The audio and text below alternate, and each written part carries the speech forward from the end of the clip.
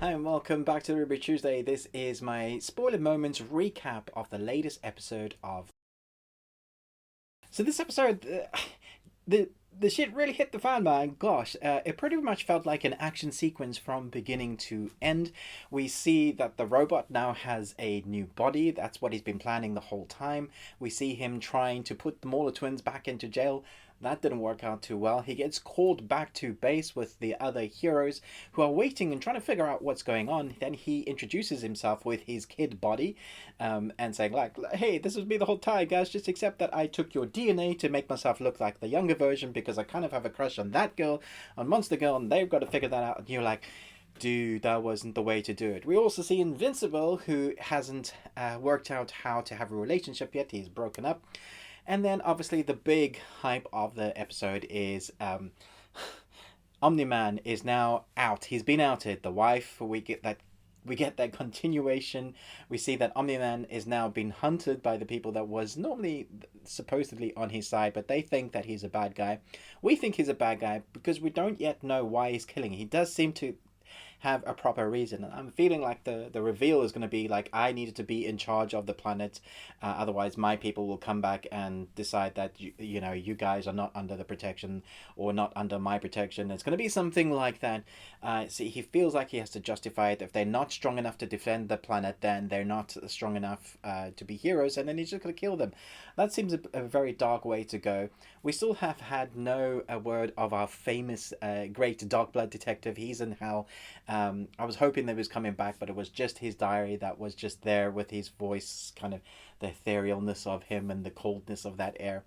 And so we see very cool action sequences with Omni-Man defeating the robots, which turned out they were actually very strong because in the Invincible episode, in the previous episode, it seemed like he hadn't had all his powers. He was really struggling with these not just robots, the cyborgs, so a half soldier, half robot, and they seem to be really strong. And I was like, is he not that strong anymore? Has he lost some of his powers? But then seeing Omni-Man struggle for more than a few seconds with these three robots, I was amazed. I was like, whoa, those guys are strong. Then we see the big tentacle monster come out, and like they've upgraded him with all the drugs and made him stronger and angrier, and they're trying to find that. He's Omni-Man's trying to fight that.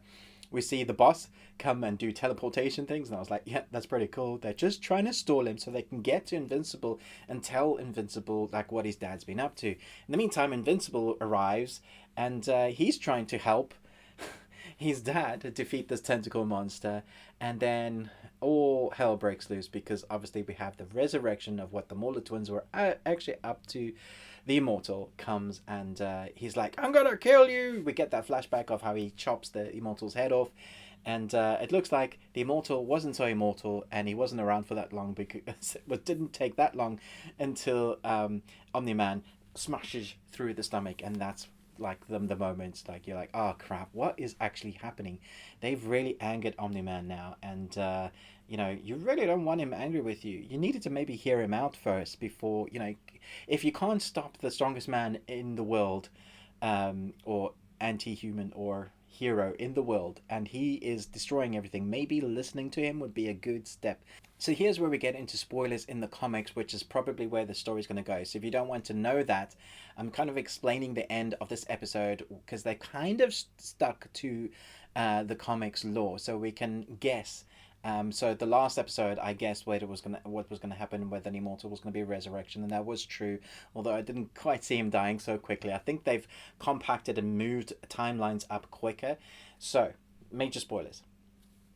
So Omni-Man is a Viltrumite, and they've scattered across the planets, and they're taking over planets quite quickly. Some are doing the long game, which is what Omni-Man is doing apparently, according to the comics. He's playing the long game. He came to Earth. He found a wife. He had a child. He pretended that he was a hero. He befriended them, and now it seems like the time, for some reason, which I'm guessing is going to play more into the story. Maybe there's going to be other Viltrumites that are going to be saying, "What are you doing? You can't just allow them to do this. You need to be in charge of the planet." And this is the part where he decides that he's going to take over the planet. I don't know if it'd be a bad thing for him to be the leader of the planet, as long as he's in charge. Who and he still like allows the Earth to do what it's doing. Will that be a good thing, or is he going to do? What happens when he takes over the planet? Will Will he destroy it and start again, or will he allow it to, destroy half of the planet like Thanos? Let me know in the comments below where you think it's going to go. Is the Immortal still alive? If he is the Immortal, can he heal like from that what he just did? I presume he can, as long as they get like his body parts back together, probably. But we can see that he's no match to take on Omni-Man. But if it's him and his son and the rest of the heroes, will they be able to take him out? Let me know in the comments below. But most of all, thanks so much for watching. Until next time, remember, good long Tuesday.